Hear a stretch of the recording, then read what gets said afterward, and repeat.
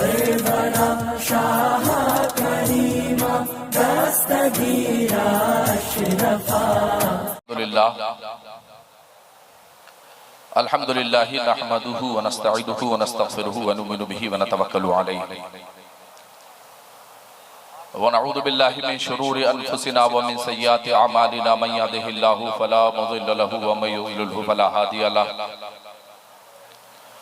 व नशहदु अन ला इलाहा इल्लल्लाह वहदहु ला शरीका लहु व नशहदु अन्न सय्यिदना व मौलाना मुहम्मदन अब्दुहु व रसूलुहु अम्मा बाद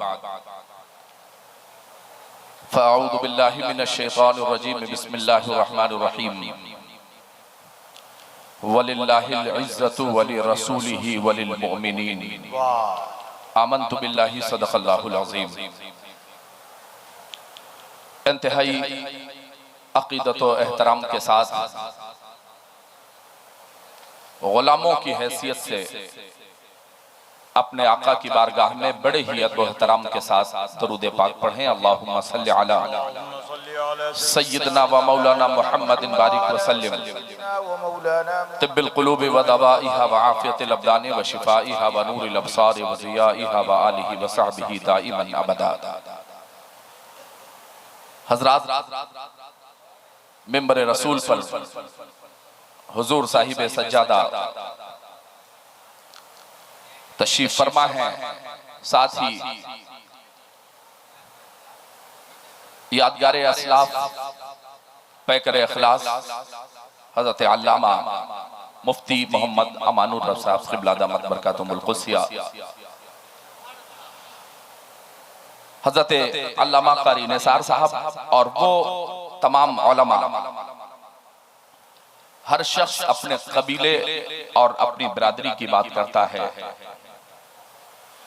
इसलिए मैं भी अपने कबीले की बात यहां से शुरू करूं। शायद मेरी बातें किसी को तल्ख लगें, मैं उसके लिए माजरत भी तलब करने वाला नहीं हूं, क्योंकि मैं आईना हूं, दिखाऊंगा दाग चेहरे के, जिसे खराब लगे वो सामने से हट जाए। कैसे कैसे ये मुसलमान नजर आते हैं, कैसे कैसे ये मुसलमान नजर आते हैं। ये से मुराद वो लोग, चाहे कोरोना काल हो, चाहे लॉकडाउन हो, और चाहे कलील तनख्वाहों पर आपके बच्चों को इश्क़ रसालत की घुट्टियां पिलाने का मामला हो, मैं उनके लिए पढ़ता हूं। कैसे कैसे ये मुसलमान नजर आते हैं, मैले कपड़ों में भी ज़ीशान नजर आते हैं। तुम अमीरी में भी फकीरों की तरह लगते हो, ये चटाई पे भी सुल्तान नजर आते हैं। तुम अमीरी में भी फकीरों की तरह लगते हो, ये चटाई पे भी सुल्तान नजर आते हैं। एक्सप्लेन करूं मैं, इसकी तशरीह करता हूं मैं कि तुम अमीरी में भी फकीरों की तरह लगते हो। कल तक पहनने के लिए कपड़े नहीं थे, कपड़े फट जाते थे तो सुई धागे से सिल के पहना जाता था। आज जब अल्लाह ने अपने महबूबीन का सदका अता कर दिया तो मुसलमान 1800 रुपए की फटी हुई जीन्स पहन के घूमता है। तुम अमीरी में भी फकीरों की तरह लगते हो।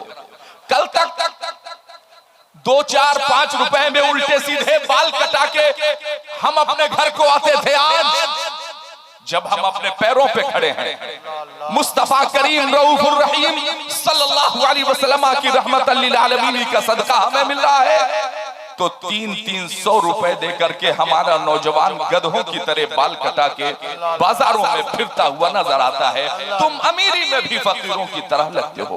बात सच है, इंसान बढ़ा है, इंसानियत घटी है। कल तक दरवाजों पर बुजुर्गों को बिठाया जाता था कुत्ते दाखिल न हो जाएं, आज कुत्ते बिठाए जा रहे हैं कहीं इंसान दाखिल न हो जाए। आप सोचिए, पूरी दुनिया में अफरा तफरी है, पूरी दुनिया में एक अजीब सा माहौल है। मैं बड़े दावे के साथ कहना चाहता हूं, ये जो बातें मैंने कही है वो सिर्फ तहदीसे नेमत के तौर पर कि तुम अमीरी में भी फकीरों की तरह लगते हो, हम चटाई पे भी सुल्तान नजर आते हैं। हमने अपना लिबास भी नहीं बदला, किसी के खौफ से हमने अपना नारा भी नहीं बदला। जमाने ने पहरे बिठाए, यहां से लेकर सऊदीया के रियाल तक लगाकर इश्क़े मुस्तफा को सीने से निकालने की तैयारियां भी की गई, मगर हम गुलामों ने कहा था खाक हो जाए अदू जल जल, मगर हम तो रज़ा, दम में जब तक दम है जिक्र उनका सुनाते जाएंगे। खुदा की कसम, आपने बदला होगा अपने चेहरे मोहरे को, आपने बदला होगा अपने तशख्खुस को, आपने बदला होगा अपने किरदार को, आपने बदला होगा अपने मेयार को, मगर जामिया मीनाइया की सरहदों में और इसके चार दीवारी में रखकर 10 साल तक पूछिए इन तालिबान उलूम नबुव्वत से, 10 साल तक मदरसों में रख के हमें यही तालीम दी जाती है कि बेटा अच्छा कपड़ा न मिले बर्दाश्त कर लेना, खाने का माकूल इंतजाम न हो सब्र कर लेना, उम्दा गाड़ियां न हो सब्र कर लेना बेटा, लेकिन याद रखना कि मिंबर पे जब भी पढ़ना, जब भी चढ़ना तो किसी दुनियादार की तारीफ नहीं, सिर्फ जनाबे अहमद मुख्तार की तारीफ बयान करना। खुदा की कसम, मिजाजे रज़ा ने हमें यही तो सीख दी है, हमारे असातिज़ा ने दर्सगाहों में बिठा के यही तो मिजाज दिया है। करूं मधे अहले दुवल वफा, पढ़े इस बला में मेरी बला, मैं गदा हूं अपने करीम का, मेरा दीन पा रहे ना रहे। यही मिजाज तो हमें दिया गया। और मैं मुबारकबाद पेश करता हूं उन कुर्राए एज़ाम को, यहां पढ़े लिखे दानिश्वर लोग, गोंडा शहर के मुअज़्ज़ज़ तरीन अफराद यहां पर बैठे हैं। लाइए अपनी जमात से जरा हमारी जमात का मुआवजा कर लीजिए। आज एक मिजाज पैदा किया जा रहा है कि साहब अगर बेटा कारी होगा तो गरीब होगा, बेटा आलिम होगा तो कमजोर होगा, बेटा मुफ्ती होगा तो कमजोर होगा।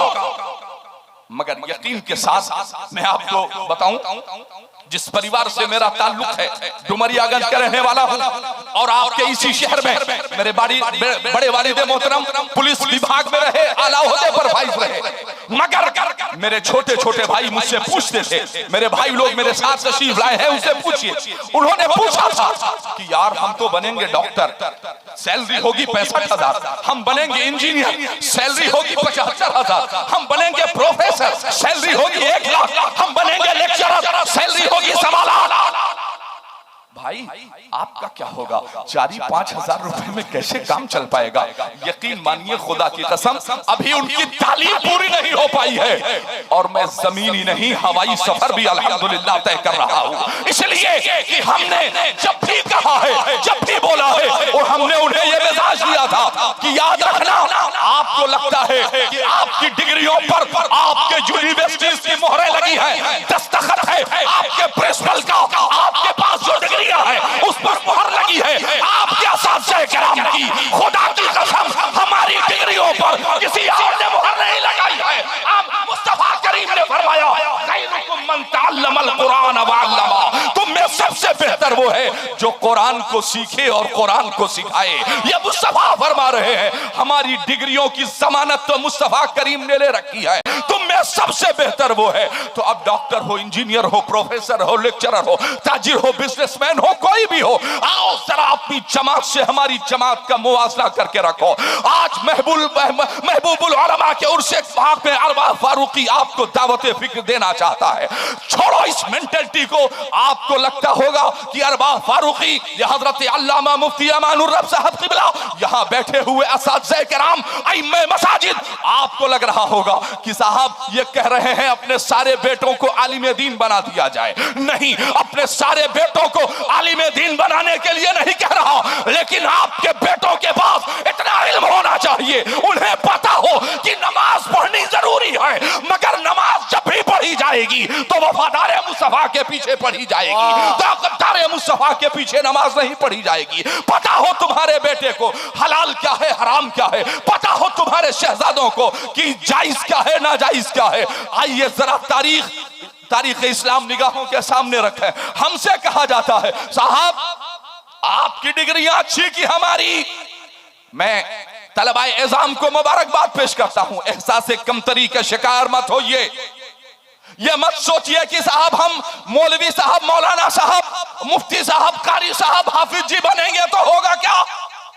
इस मिजाज के साथ, अज़्म के साथ आगे बढ़िए। हुसूले रिज़्क़ के खातिर ज़मीर मत बेचो। वो पत्थरों में भी कीड़ों को पाल देता है। जो खुदा समंदरों के किनारे कीड़े मकोड़ों को रोजियां पहुंचाने पर कादिर है, वो हम नाइबीन मुस्तफा को इंशाअल्लाह रोजियां जरूर पहुंचाएगा।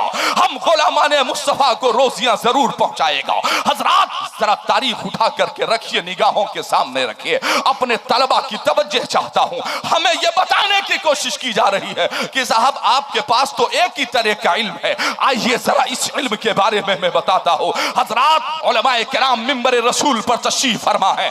इशा की नमाज अदा की है सैयदा तैयबा आबिदा ज़ाहिदा कामिला अकमला फातिमतुज़ ज़हरा सलामुल्लाहि अलैहा ने इशा की नमाज अदा की, दोनों हाथों को फजाओं में लहराया।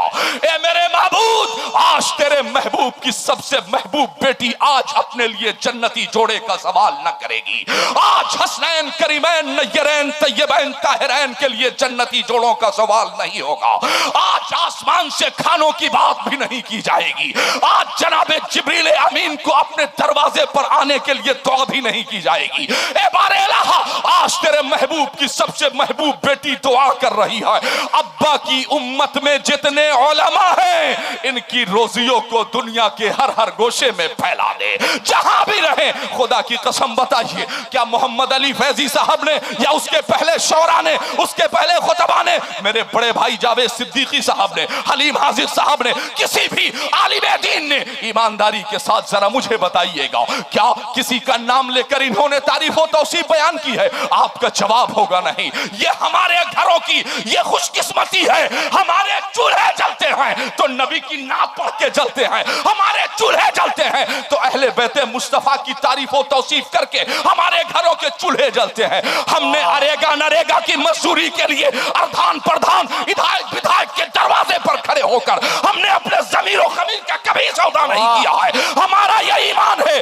हमारा यह मिजाज है कि हम नबी की नात पढ़ेंगे, हम नबी का जिक्र करेंगे, हम हुसैन इब्ने अली का जिक्र करेंगे, हम अहले बैत कराम का जिक्र करेंगे, हम महबूबुल आलमा का जिक्र करेंगे, तो हमारे घरों के चूल्हे इज्जत के साथ जलते रहेंगे। फिर किसी की दहलीज पे हाथ फैलाने की जरूरत नहीं होगी। आपने नहीं देखा कि यहां नाजिम हो, खजांची हो, सदर हो, प्रिंसिपल हो, वो ये सोचता है शायद अगर हमने तनख्वाहें नहीं दी तो आगे क्या होगा। वो ये सोचता है हमने सैलरी नहीं दी तो क्या होगा। आपको नहीं पता कि इंडिया के उलमा पढ़ा रहे हैं नेपाल की खाड़ियों में, नेपाल की वादियों में। नेपाल का आलिम पढ़ा रहा है भारत की सरहदों के अंदर। यानी आपने यहां से हटाया, अगली जगह हमारी रोजियों का इंतजाम है। आप ईमानदारी के साथ सोचिएगा आखिर यह कैसे हुआ। हमारी रोजियों का इंतजाम लगातार कंटिन्यूअस इज्जत के साथ कैसे है। सैयदा तैयबा ने हाथ उठाया, दुआ फरमाई, ए रब्बे जुल जलाल, अब्बा की उम्मत में जितने उलमा हैं इनकी रोजियों को दुनिया के हर हर गोशे में फैला दे।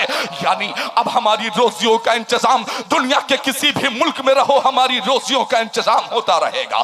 अभी सैयदा ने दुआ ही मांगी थी कि गोडा शहर का डॉक्टर खड़ा हो गया, डॉक्टर्स की जमात खड़ी हो गई। ए सैयदा, तखसीस के साथ उलमा के लिए दुआ क्यों। जो कलमा आलिम पढ़ता है वही कलमा तो हम भी पढ़ते हैं। इंजीनियर्स की टीम खड़ी हो गई। ए सैयदा, खासकर उलमा के लिए दुआ क्यों। जो कलमा आलिम पढ़ता है वही कलमा हम भी तो पढ़ते हैं। प्रोफेसर भी खड़े हो गए, लेक्चरर भी खड़े हो गए, ताजिर भी खड़ा हो गया, बिजनेसमैन भी खड़ा हो गया। ए सैयदा, तखसीस के साथ इन उलमा के लिए दुआ क्यों।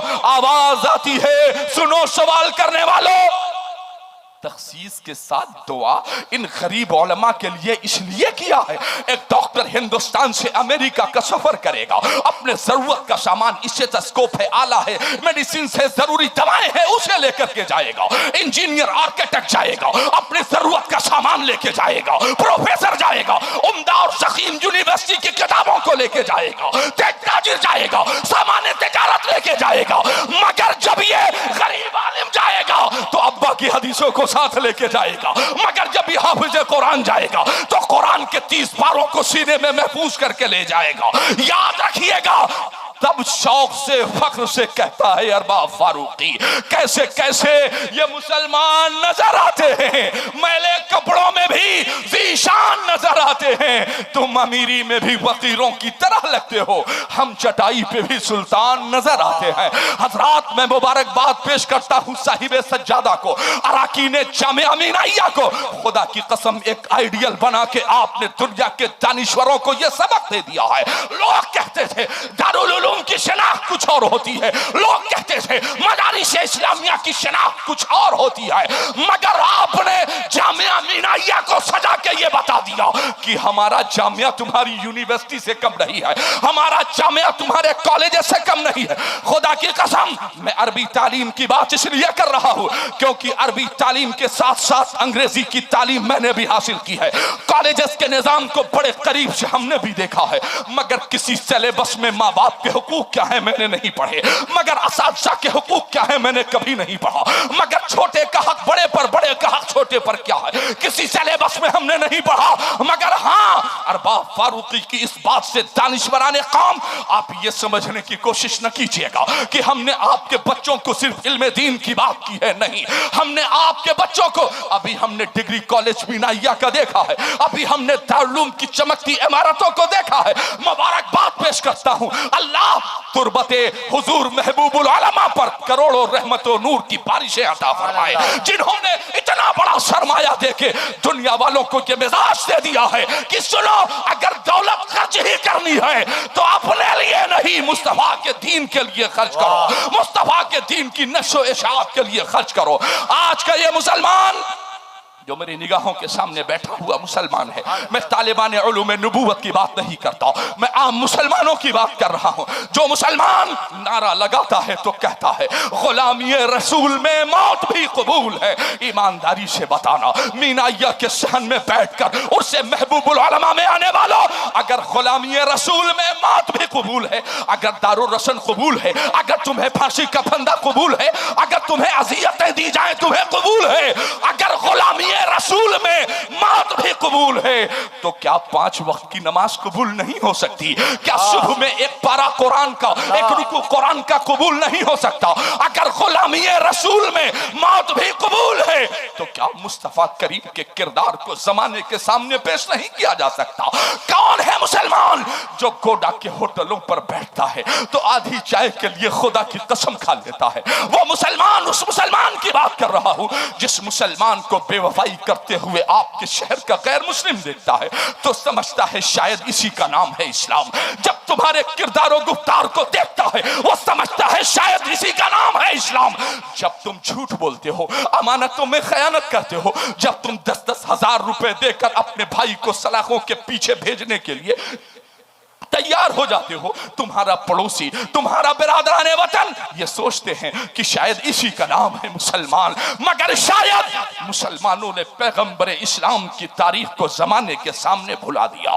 बताया नहीं मुसलमानों तुमने इस जमीन पर सबसे पहले अगर किसी ने मसावत की बात की थी, इस जमीन पर सबसे पहले अगर किसी ने काले और गोरे के इम्तियाज को खत्म किया था, इस रूए जमीन पर सबसे पहले अगर किसी ने ऊंच नीच की खाई को पाटा था तो मुल्क हबश से आने वाले बिलाले हबशी के हाथ को पकड़ा है और खाने काबा की छत पे चढ़ा के मौसिलों का इमाम बना दिया है। तुमने बताया नहीं पैगंबर इस्लाम की तारीख को। इलाहाबाद की मेरी पैदाइश है, मेरे वालिदे मोहतरम भी पुलिस विभाग में थे, उन्होंने बताया कि बेटा जिस वक्त हमारा घर, आज भी कटरा में मेरी पूरी फैमिली मौजूद है इलाहाबाद में, तारीख बताती है, मेरे वालिदे मोहतरम ने बताया, खुदा की कसम अफसोस होता है आज के मुसलमानों को देखकर और उस दौर के मुसलमानों को देखकर कलेजा फख्र से बड़ा हो जाता था। बताया बेटा कि मस्जिद के सहन के ठीक आगे एक बरगद का बड़ा सा पेड़ था और बड़े से पेड़ के नीचे तमाम रिक्शेवान अपने अपने रिक्शे को खड़े करके वहां आराम करते और 4-5 बजे धूप की तमाज़त कम होती तो निकल जाते। मगर तारीख बताती है एक दिन ऐसा हुआ जैसे ही जोहर की अजान हुई, सारे रिक्शेवानों ने अपने अपने जो है रिक्शे में ताले लगाए और लगा करके तेजी के साथ जमात के साथ नमाज पढ़ने के लिए दाखिल मस्जिद हो गए। मस्जिद गए तो एक गैर मुस्लिम रिक्शेवान भी बड़े अजीब नजरों से देख रहा था। था। उसने कहा लानत है यार हम पर, ये कैसे मुसलमान है, ये अपने माबूद हकीकी की परस्तिश के लिए मस्जिदों में पहुंच गए। मैं कैसा हूं, अपने माबूदाने बातला का मानने वाला कि मैं जा भी नहीं सकता। बस उसने रिक्शा उठाया और थोड़ी बहुत प्रसाद की जरूरत की कुछ चीजें ली और लेकर के रिक्शा तेजी के साथ चला। अभी माबूदाने बातला के अंदर दाखिल होना चाहता था, अपनी परस्तिशगाह के अंदर दाखिल ही होना चाहता था। अंदर से आवाज आई, हाँ खबरदार अंदर मत आना, अपवित्र करने की ये जगह नहीं है। खबरदार ओ काले इंसान, तुम्हें दूर खड़े रहना है। जो देना है दान पात्र में डाल दिया जाए, जो देना है इसमें डाल दो, वहीं से वापस चले जाओ। हजरात ऐसे मौके पे जब दिल को चोट लगती है ना, बाबे इजाबत के खंभों को हिला देती है। बस वो रिक्शेवान वहां से वापस चला, दिल टूट सा गया था। गांव वहां पहुंचा बरगद के पेड़ के नीचे, तो सारे मुसल्लिया ने मस्जिद तेजी के साथ मस्जिद से बाहर आ रहे थे। और जब बाहर आए तो इसने अपने रिक्शेवान दोस्तों को बुलाया, कहा यार भाई जरा सुन ले यार, एक बात बताओ, जब तुम मस्जिदों में नमाज पढ़ने के लिए जाते हो क्या कोई टैक्स दिया जाता है? ना यार, कैसा टैक्स दिया जाता है भाई? कोई नहीं। कहा यार एक बात बताओ, क्या वजू बनाने के लिए कोई अलग जगह है? कहा ना ना कोई अलग जगह नहीं। कहा यार नमाज पढ़ने के लिए कोई अलग सफ का इंतजाम होता है क्या? कहा नहीं। कहा कोई फिदिया देते हो? कहा कुछ भी नहीं। कहा यार चलाते हो रिक्शा, हो क्या लेकर लौटे, लिबास फटा हुआ है, आंखों से कीचड़ निकल रहा है, बाल बिखरे हुए हैं, क्या तुम्हें मस्जिदों के अंदर जाने से कोई मना नहीं करता? कहा अरे नहीं यार, वही तो एक ऐसी जगह है, मंत्री जी से कंधे से कंधा रोड पे मिलाए ना पिलाए ना मिला सके ये अलग बात है, मगर जब खाने खुदा में होते हैं किसी की हैसियत भी नहीं जो हमें रोक सके, किसी की औकात भी नहीं जो ये कह सके ए ठेले चलाने वाले और रिक्शा चलाने वाले जरा पीछे चला जा। किसी की हिम्मत भी नहीं है, अपने वक्त मुफ्ती आजम क्यों ना हो, मगर उसकी भी हिम्मत नहीं है जो ये कह सके साहब तुम पीछे चले जाओ, हम अगली सब में नमाज पढ़ेंगे। कहा अच्छा, कोई रुपया भी नहीं, कोई पैसा भी नहीं, साथ में वजू भी बनाते हो, साथ में खाना भी खाते हो, साथ में नमाज भी पढ़ते हो? कहा हाँ। तो कहा अच्छा चलो जरा अपने मौलाना साहब से हमको मिला तो दो। तो कहा ठीक है चलिए मौलाना साहब के पास लेकर के। जोहर की नमाज खत्म हो चुकी थी, इमाम साहब अपने हुजरे में आराम फरमा थे, अपने रूम में आराम फरमा थे। दरवाजे पर दस्तक दी मुस्लिम रिक्शे वालों ने। इमाम साहब ने पूछा कौन है दरवाजे पर? हुजूर वाला हम आपके मुख्तदी हैं, अभी जोहर पढ़ के गए हैं, आपसे मेरा एक साथी है मुलाकात करना चाहता है। मौलाना साहब ने दरवाजा खोला तो गैर मुस्लिम रिक्शे वाले ने कहा इनसे मिलाने के लिए थोड़ी कहा था, अरे इमाम साहब से मिलाओ जो मेन है। कहा यार तुम इनकी फटी हुई बनियान न देखो, इनके फटे हुए वेस्ट को न देखो, इनके गंदे लिबास को न देखो, इनकी ज़रीफी को न देखो। हमें इतना पावर है इनमें कि विधायक जी को 73 बार सुभान रब्बियल आला पढ़ाने की हिम्मत इनमें मौजूद है। अगर ये चाहे तो सूरह यासीन पढ़ा दे, अगर ये चाहे तो सूरह रहमान पढ़ा दे। हमें इनकी ताकत का आलम यह है। सुनिए मैं इसलिए किरदार को बयान कर रहा हूं, महबूबुल उलमा के मानने वालों, आज इस जमीन से तुम ये आहद करके उठोगे कि सुबह से इंशाअल्लाह न नमाज़े फजर कज़ा होगी और न किरदारे मुस्तफा के खिलाफ हमारे कदम उठेंगे। आज याद रखना पूरी दुनिया की मीडिया तुम्हारे माथे पर दहशतगर्दी का लेबल लगा देने के लिए तैयार है। आज भी बड़े बड़े पोस्टर गोंडा बहराइच बलरामपुर की सरजमीन पर जब कौमी यकजहती के पोस्टर देखता हो, कृष्णन जी को मिंबरे रसूल पे बिठा लेने से कौम में इत्तेहाद पैदा नहीं हो सकता है। अरबाब फारूकी, अगर लोकल इंटेलिजेंस यूनिट खुफिया विभाग का कोई बंदा यहाँ पे मौजूद हो, अगर जिम्मेदार यहाँ मौजूद हो या चैनल के माध्यम से अगर मेरी बात आप तक पहुंचे तो मेरी बात को नोट कीजिएगा। कौमी यकजहती के नाम पर कौम के पैसे को पानी की तरह बहाने से कौम में बाहमी इत्तेफाक पैदा नहीं हो सकता। हाँ हाँ आओ दावत इत्तेहाद देने वालों, अरबाब फारूकी तुम्हें भी गोडा की सरजमीन पे दावत इत्तेहाद देता है, मगर ये दावत इत्तेहाद किसी सियासी जमात पर नहीं होगा, तुरबत महबूबुल उलमा पर होगा। यहाँ होगा मुस्तफा करीम रऊफुर रहीम की सुन्नतों पर होगा। तारीख बताती है कौमी यकजहती कॉन्फ्रेंस तो मुनक्किद की जाती है, मगर सुनो अगर आंखों में मोतियाबिंद की बीमारी ना हो और अगर कोई कौमी यकजहती देखना चाहता है तो कभी महबूबुल उलमा की दहलीज पे आके देख ले, कभी मखदूम अशरफ जहांगीर की चौखट पर जाकर देख ले। कौमी यकजहती जिसे देखनी है वो सैयदुश शुहदा फिल हिंद हजरत सैयद सलार मसूद गाजी की दहलीज पर जाकर देख ले। जिसे कौमी यकजहती देखनी है अताए रसूल हिंदल वली सरकारे करीम नवाज की मज़ारे पाक पर जाकर के देख ले। कौमी यकजहती उसे कहते हैं और पूरे हिंदुस्तान से नहीं पूरी दुनिया से दहशतगर्दी के खात्मे के लिए एक नुस्खा देता है आपका ये खादिम नुस्खा क्या है? पूरी दुनिया के लोगों को मज़ाराते औलिया से जोड़ दिया जाए, आतंकवाद का खात्मा हो जाएगा, दहशतगर्दी की जड़ कट जाएगी। हजरात, तो मैं अर्ज़ कर रहा था बड़ी तेजी के साथ कि हजरते इमाम इलाहाबाद की बारगाह में गैर मुस्लिम रिक्शेवान पहुंचा और पहुंचने के बाद उसने कहा था, हुजूरे वाला एक बात तो बताइए, आप ही इमाम हैं? तो कहा हाँ बाबू मैं ही इमाम हूं, बताओ। कहा हुजूरे वाला अभी मैं माबूदाने बातला की पूजा के लिए गया था, मगर दरवाजे से बाहर ही मुझे भगा दिया गया। हुजूरे वाला अगर क्या आपके हाथ पे कबूल इस्लाम कर लिया जाए, जैसा कि मेरे रिक्शेवान भाइयों ने मुझे बताया है, अगर मैं कबूल इस्लाम कर लूं तो हजरत एक बात बताइए, क्या मुझे भी कंधे से कंधा मिलाकर खड़े होने की इजाजत दी जाएगी? हुजूरे वाला क्या एक गिलास में पानी पीने की इजाजत दी जाएगी? तो इमाम इलाहाबाद भी बड़े होशियार थे, ज़हीन फतीन थे। उन्होंने कहा बेटा अगर मुस्तफा की सुन्नतों पर अमल कर लोगे तो पीछे खड़े होने की बात तो दूर, अगर मैं नहीं रहा तो मुसल्ला इमामत पे तुम्हें खड़ा कर दिया जाएगा। इस्लाम तो वो है कि एक ही अल्लाह या रसूल अल्लाह, या रसूल अल्लाह, जिंदाबाद। वाह वाह वाह। हजरात इसे समझें, यहां आए हैं तो कुछ ले करके जाइए।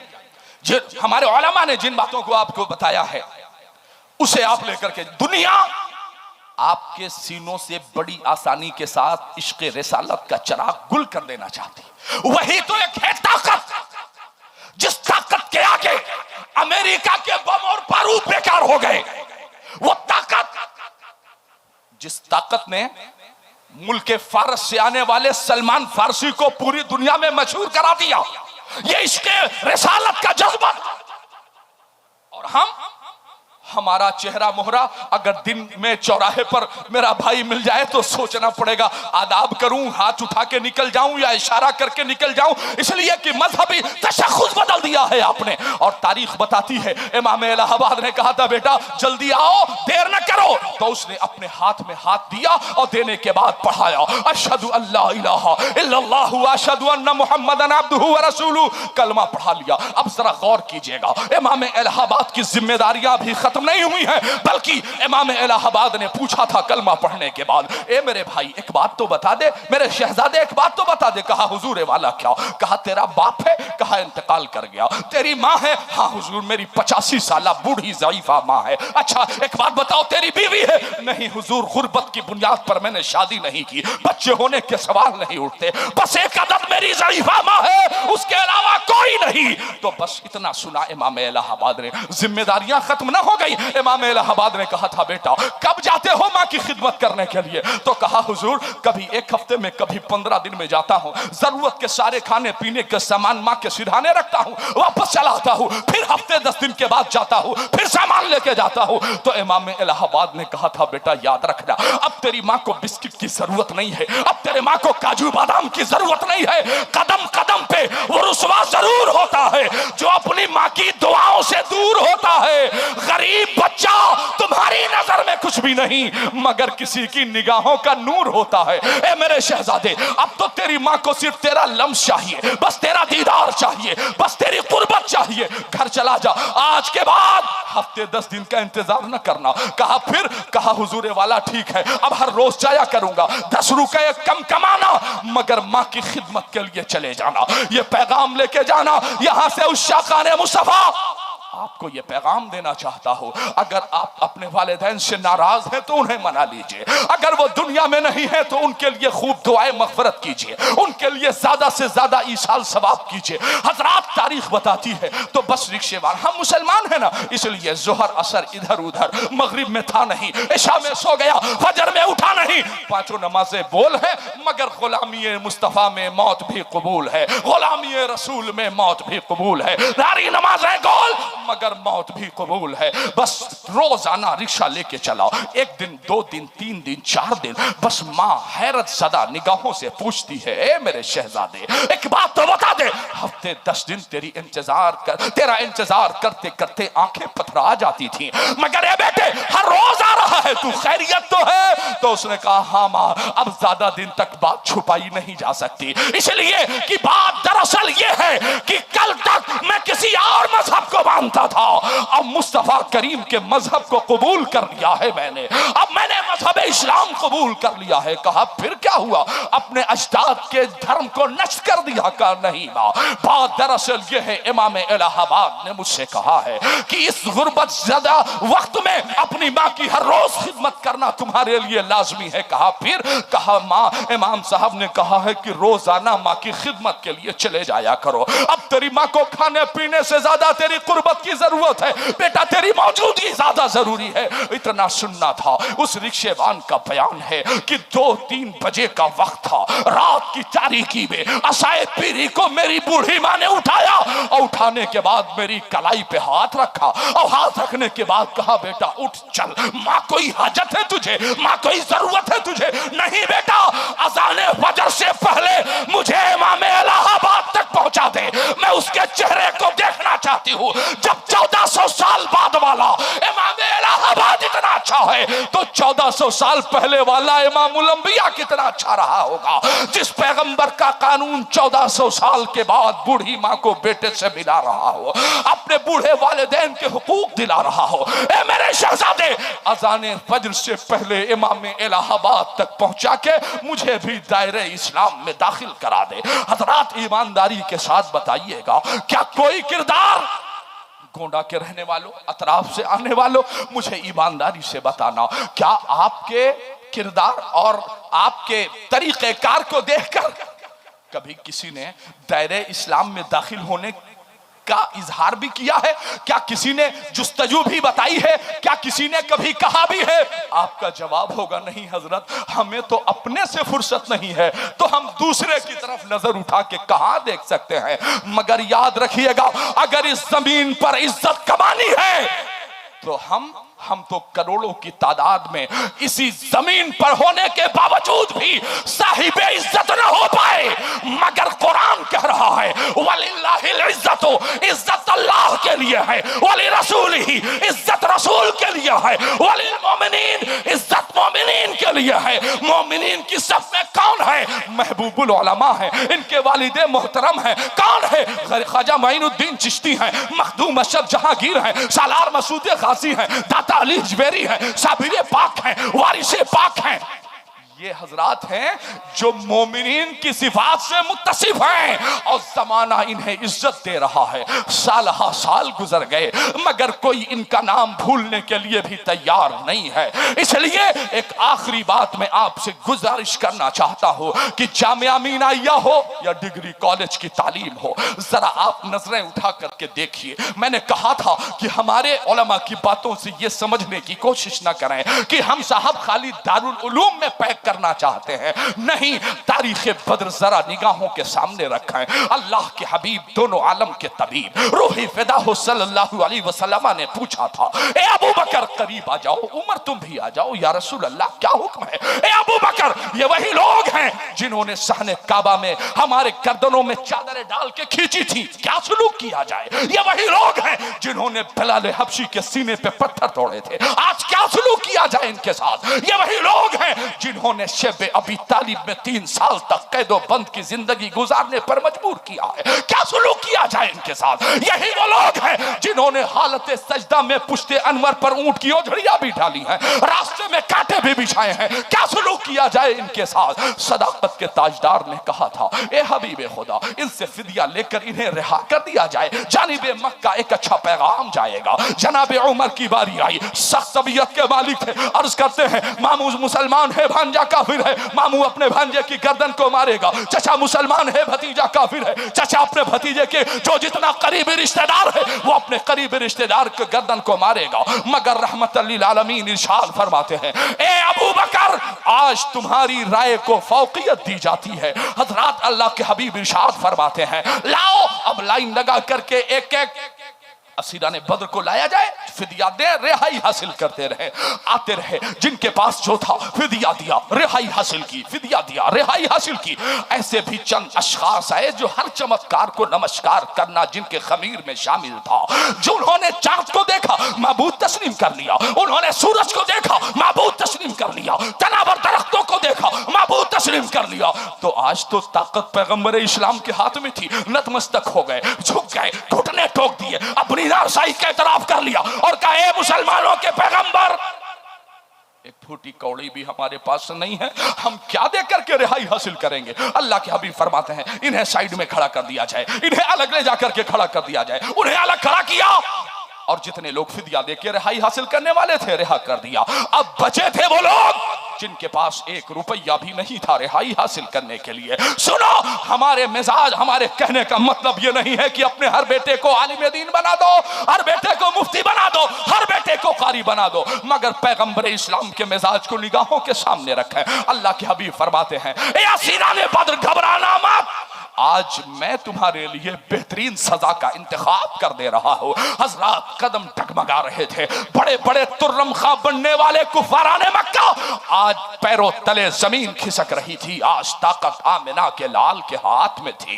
तारीख बताती है, पैगंबर इस्लाम फरमाते हैं ए असीराने बद्र जिनके पास रिहाई हासिल करने के लिए फिदिया नहीं है, मैं उनके लिए सजा का ऐलान करता हूं कि वो एक कैदी सहाबा के 10-10 बच्चों को लिखना सिखा दे, पढ़ना सिखा दे। हजरात गौर कीजिएगा मेरे मुस्तफा ने क्या फरमाया, एक एक कैदी 10-10 बच्चों को लिखना सिखा दे, पढ़ना सिखा दे। मगर अक्ल सवाल करती है या रसूल अल्लाह, जो असीरान बद्र पकड़ के लाए हैं, जिनके हाथों में हथकड़ियां पैरों में बेड़ियां हैं, ए हबीबे खुदा, न वो कुरान को जानते हैं, न साहिबे कुरान को मानते हैं, न वो हदीस को जानते हैं, न साहिबे हदीस को मानते हैं, किस तालीम की बात की जा रही है। तो मिजाज नबूवत ने आवाज दिया था, मेरा मानना यह है कि मेरे सहाबा के बच्चों के पास जहां इल्म दीन होना चाहिए, साथ ही इल्म दुनिया भी होना चाहिए, मैथमेटिक्स का इल्म भी होना चाहिए, गणित और रियाजी का इल्म भी होना चाहिए, इकोनॉमिक्स और ज्योग्राफी का इल्म भी उनके पास होना चाहिए। इसलिए होना चाहिए। अंग्रेजी की तालीम क्यों होनी चाहिए? इसलिए होनी चाहिए सहाबा के बच्चे हुदूद मदीना से बाहर निकलकर ऑस्ट्रेलिया में जाएं तो जरूरी है कि आपका मुखातब जिस जुबान से वाकफियत रखता हो उसकी जुबान आपको आनी जरूरी है। ऑस्ट्रेलिया में लाजिम है अंग्रेजी का बोलना, आपके बच्चों को अंग्रेजी का इल्म होना जरूरी है। अमेरिका में अंग्रेजी मस्ट है, आपके बच्चों को अंग्रेजी की तालीम आनी जरूरी है। नेपाल की खाड़ियों में अगर दीन की नशो-ए-शात करनी है तो नेपाली जुबान का जानना जरूरी है। अगर सहाबा के बच्चे, आपके बच्चे अगर बंगला में दीन की नशो-ए-शात करना चाहते हैं, उनके बच्चों को बंगला जबान आनी चाहिए। हजरात, तो कहने का मतलब यह है कि मुस्तफा करीम के फरमान के मुताबिक हमारा बेटा आलिम हो तो साथ साथ डॉक्टर भी होना चाहिए, हमारा बेटा मुफ्ती हो तो साथ साथ प्रोफेसर भी होना चाहिए। और मैं मुबारकबाद पेश करता हूं इस तरीके जामिया मीनाइया के तमाम तर्ज पर चलने वाले तमाम मदारिसे इस्लामिया में कंप्यूटर को शामिल कर दिया गया है, इंटरनेट को शामिल कर दिया गया है, जदीद निसाब को शामिल कर दिया गया है। और मुझे लगता है इंशाअल्लाहुल अजीज कि अगर मेरा भाई, मेरा बेटा कुरान के 30 पारों को सीने में याद कर सकता है, IAS PCS ये खेल तमाशा है, 1 मिनट का काम नहीं है। खुदा की कसम, जिस दिमाग में, जिस दिल में कुरान के 30 पारे उतर सकते हैं उसमें दुनिया की किताबों का एक आध पैराग्राफ, एक आध लेसन क्या माने रखता है यार। खुदा की कसम, ये एजाज़े नबूवत है कि 8 साल का बेटा हाफिज कुरान बन रहा है। अभी मुझे मेरे भतीजे ने बताया जो यहीं पर ज़ेरे तालीम है, बाबू शरफुद्दीन, उसने बताया कि 8 साल के बच्चे ने इस कदर खूबसूरत कुरान पढ़ा है कि तबीयत बाग बाग हो गई, असातिज़ा मचल उठे। मैं मुबारकबाद पेश करता हूँ और दावे के साथ कह सकता हूँ, जब जब तुम अपने बच्चों को नबी की नात पढ़ने से रोक दोगे, तुम्हारा बेटा फहाशी के रास्ते पे आ जाएगा, तुम्हारा बेटा याशी के रास्ते पे आ जाएगा। हाँ, अपने बेटों को कुरान पढ़ना सिखा दो और मिजाज ये दो कि बेटा हुसैन इब्ने अली ने कहा था जरूरत पड़ेगी तो कुरान अली के आंगन में पढ़ा जाएगा, जरूरत पड़ेगी तो करबला में नेज़े पे पढ़ा जाएगा। अपने बेटों को ये मिजाज दे दो, खुदा की कसम तुम्हारा बेटा गद्दार नहीं होगा, तुम्हारा बेटा वफादार होगा। मैं उन वालिदैन और उन पेरेंट्स को मुबारकबाद देता हूं जिन्होंने अपने बच्चों को जामिया मीनाइया के दरसगाहों में भेजा है। जिम्मेदार और माहिरीन असातिज़ा की मौजूदगी में वो तालीम और ताल्लुम का काम कर रहे हैं। मैं उन्हें दिल की गहराइयों से मुबारकबाद पेश करता हूं और यहां बैठे हुए मुअज़्ज़ज़ अफराद से मुल्तमिस हूं कि अपने इदारे का हर मौके पर, और ये उर्से महबूबुल उलमा में न सिर्फ एक दिन के लिए ईसाल सवाब अगर इतना पैसा आपके पास नहीं है तो आसान सा नुस्खा लेके जाइए, 5 वक्त की नमाज पढ़ना शुरू कर दीजिए। साल में एक दिन उर्से महबूबुल उलमा होगा, मगर दिन भर में 5 मर्तबा जब हालत नमाज में अल्लाहुम्मा ग़फ़िरली वली वालिदैया वली मन तवालदा वली जमील मोमिनीन वल मोमिनात, खुदा की कसम हर नमाज में अपने लिए मग़फ़िरत की दुआ, अपने वालिदैन के लिए मग़फ़िरत की दुआ, कुल मोमिनीन मोमिनात के मग़फ़िरत की दुआ जब करोगे तो जमीन पर जब इश्क़े हुसैनी में डूबकर सजदा अदा करोगे तो आवाज आएगी इस जमीन पर कि दश्ते बला को अर्श का जीना बना दिया, जंगल को मुस्तफा का मदीना बना दिया, हर जर्रे को नजफ का नगीना बना दिया, तूने हुसैन मरने को जीना बना दिया। अपनी इबादतों में इस्लाह पैदा कीजिए, कुरान की तिलावत सुबह अपने घर में करने की कोशिश कीजिए, 5 वक्ता नमाज की पाबंदी कीजिए। इस शेर के साथ मैं अपनी गुफ्तगू को खत्म करता हूं। जरा सी बेउसूली से कद्दावर टूट जाता है, कभी थोड़े से पानी में शनावर डूब जाता है। कहां भागे चले जाते हो तुम सब जानिबे मगरिब, वहां सूरज भी जाता है तो जाकर डूब जाता है। यार मगरिबी तकलीद न कीजिए, सुन्नते मुस्तफा के दायरे में आइए, अपने अइम्मा, अपने उलमा, अपने असातिज़े किराम और तालिबान उलूम नबुव्वत के साथ कंधे से कंधा मिला करके खड़े होइए, इनका एहतराम कीजिए, अपने बच्चों के सीने में हुजूर का इश्क पैदा कीजिए, नमाजों का जज्बा पैदा कीजिए। करबला की तारीख अपने बेटों को, अपनी बेटियों को, अपनी बहनों को, अपनी माओं को बताइए और इंशाअल्लाह अज़ीज अगर ये काम हमने किया तो इर्तिदाद के रास्ते पर जाने वाली बेटियों के नाम आखिरी पैगाम हुसैन इब्ने अली से सैयदा ज़ैनब ने कहा था, भैया आखिरी वक्त में मुझे खेमे से बाहर निकलकर आपके घोड़े के लगाम को थामने की इजाजत दी जाए। मेरे आका हुसैन ने कहा था, नहीं ए ज़ैनब, जब तक हुसैन जिंदा है तुम्हें बेपर्दा बाहर निकलने की इजाजत नहीं दे सकता है। अपनी बेटियों को यह पैगाम बताओ ना, सैयदा फातिमतुज़ ज़हरा रज़ी अल्लाहु अन्हा का किरदार बताओ ना यार। वक्त दो अपने बच्चों को, अपने घरों में इस्लामी माहौल पैदा कीजिए और एक आदत बनाइए कि मगरिब की नमाज के बाद 15 मिनट अपने घरों में अपने अहबाब, बच्चों, बीवी, माँ बाप के साथ बैठिए, निगाहों को बंद कीजिए, हुजूर का गुंबद खजरा निगाहों में बसाइए और कसरत के साथ दरूद व सलाम पढ़ते रहिए। अपने घरों में ये माहौल पैदा कीजिए। अल्लाह पाक सबसे पहले मुझे फिर आप सबको अमल की तौफीक अता फरमाए। उर्से महबूबुल उलमा में आने वाले तमाम ज़ायरीन को अल्लाह तबारक व तआला हवादिसात ज़माना से महफूज व मामून फरमाए। वमा अलैना इल्लल बलाग। अस्सलाम।